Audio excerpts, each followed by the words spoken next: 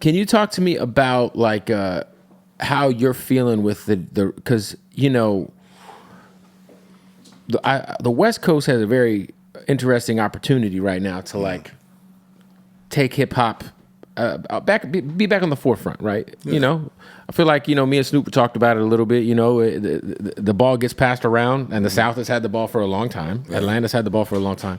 But it does feel like with this Kendrick situation that there has been an opportunity to take the ball. You know what I'm saying? How do you feel about just like the West having that opportunity right now? I feel the shift. You know, I feel it. I think timing is everything. You know, I think, you know, to have these records weren't done like in 3 days or right. or within a 6-week period. Right. Like we all have been working on our own pace and whatever, and it just so happens that everything lined up. Yeah.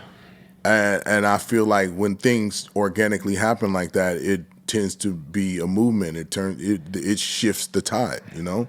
So I think there's a lot to be said in that, and I think, you know, Kendrick Lamar being the tip of the spear, you know what I'm saying, and really igniting a lot of that energy to you be uniform, so people are looking out for each other and hearing each other, and okay, cool. So, you know, now we alley-oop, and now we, you know what I'm saying? Right. Now we on the court. We, you know what I'm saying? It's feeling good. It's good out there. Yeah, it's been such a crazy year for West Coast hip hop. We were talking about Vince Staples, Tyler. Yeah, Cube. You know, Cube's album is hard. The Snoop album is dope. Yes, Missionary. Dog Pound dropped. Yes, yeah. You know, Be Real and Psycho Last just dropped something. It's just been hella shit, man. Absolutely. Your Kingmaker's coming. I'm glad I got to get some music out.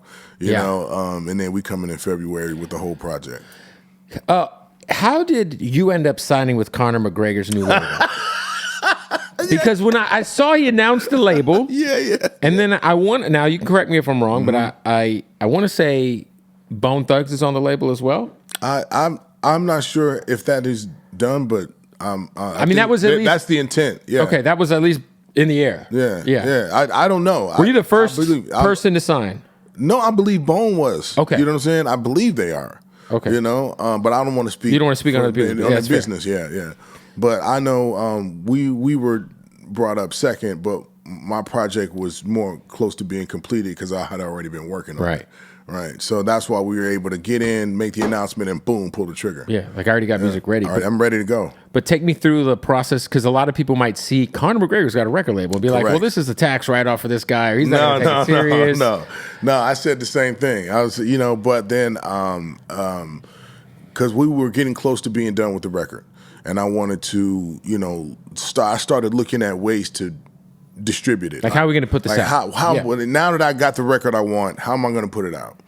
So we started looking at everything, and, you know, shout out to LaRussell. You know, I went to go see him. I like to Even's a dope site. Yeah, exactly. LaRussell's a fucking pioneer. I love what he's doing. Yeah. I'm very inspired by that young man, and, you know, he got a movement going too. Thanks. And he's gonna do huge things.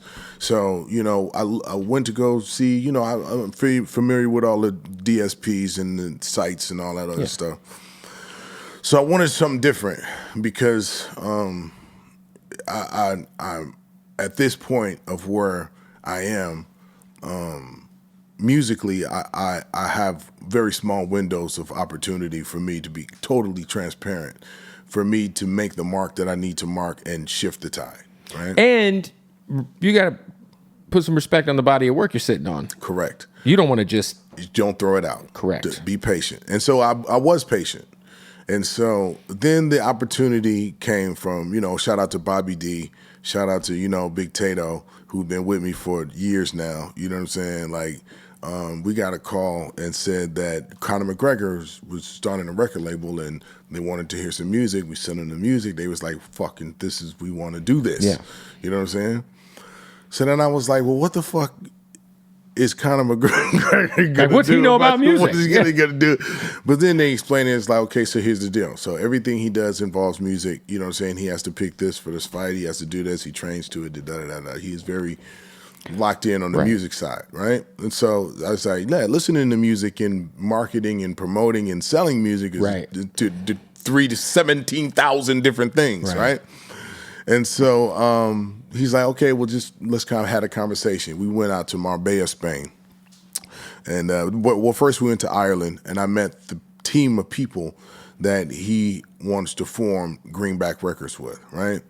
And so there's some business side of people that, you know, do a multitude of things in the McGregor world, but then there's, you know, people he brought in specifically to do the record side of things. And these people have worked in the buildings. They've been they're music people. Right. With the business people. So I wanted to go check that out. I was like, okay, cool. That makes me feel a lot better. You know what I'm saying? And so from there, we went to actually meet Connor, and then sat down, you know, got to see the bare knuckle boxing shit. But, this was in Ireland? No, that was in Spain. Okay, yeah. okay. Yeah. So that's basically how it happened. And then when we come home, you know, it was just like, okay, it's time to go. We're going to push go. And we push the button, and that shit's working. You know what I'm saying? Like, it's fucking working. So, because we've seen athletes try to do the label thing. No, but he's not in it like that. No, I know, but I'm saying, but we've seen it, right? Like, we've seen it. It's very. I don't know if it's ever worked, to be honest. No, it's not because he's. But usually, it's like, to be fair, it's usually like football players and basketball players that also kind of want to rap. Yeah, no, he's not. He's not trying to rap whatsoever. So, like, you guys have that initial convo, and like, was there anything he said to you that made you kind of be like, yeah, fuck it, let's give this a try? He's approaching it differently, and he's not jaded by any of the record politics that we all know about. Right. He's literally looking at this like fight promotion. I love that. You know what I'm saying? A different way to approach the business. Way to do it. Yeah. We talking about approaching it like that. You know what I'm saying? Like, really, like, build it in that fashion. And that's exciting to me. You know what I'm saying? Like, again, the risk versus reward. I've never been afraid to step out on faith. You know what I'm saying? So and like, dude, the videos have been insane. Yes, it's fucking working. Yeah, you know what I'm saying? I haven't. You said that boat. There's a boat in the video you have, and that's Connor's Lamborghini boat. Yeah. That shit look crazy. Yeah, it's dope. I'm glad. Hey, man! Shout out to the Big Mac. You know, let me use his boat. What, like, that was dope. Would you say there's any misconceptions about that guy? Because I would say I'm like a surface level fight fan, but not like super in it. You know? Yeah. I see. You know, now that we've been, you know, collaborating, you know, people like you wanted to see him fight. You know, the stuff in the press about the whatever suit or whatever he's got going on. You know, look, dude, I got to look at it like this. If you can't stay down with the people in their dark times, you don't deserve to stand up with them in the light, you know? Facts. So, you know, like... And he denies the whole thing. Yeah, understood. Yeah. But, I mean, there's no criminal charges. You know, it was a civil suit, so I'm not going to get in the middle of right. I don't want to get into the you know, the weeds with that. But right. But I do feel like, okay, cool, yeah, you know what I'm saying? Like, we just started collaborating, and from what I've seen, you know what I'm saying, the dude is doing the best he can. Great businessman too. Like, his whiskey's fucking huge. Yeah. But I think they actually, you know, went as far as, you know, trying to distance themselves from Conor McGregor. Right. And, you know, like, dude, you know. Oh, the whiskey company did. Yeah, I saw that. Yeah, you're right. You're right. Which is crazy because like he's the brand. Like you know, there's no. Without him, I mean, it is what it is. It is what it is. But again, I stay down. You know what I'm saying? Like, and I don't desert my people in a time of need. So, you know, shout out to the McGregor family. Shout out to his wife, his kids. For sure. You know, that's who's important. You know what I'm saying? So I see him actively, you know, doing that. And, I also feel like there was just a lot of things that didn't line up with that whole situation where you're look, but that's not, you can't even get into the weeds with that either. For sure. You know what I'm saying? But again, it's like, you know, when you make a character judgment and you decide to align yourself with someone, you know what I'm saying? Like, you got to trust your gut. And my gut tells me that we did the right thing. Right.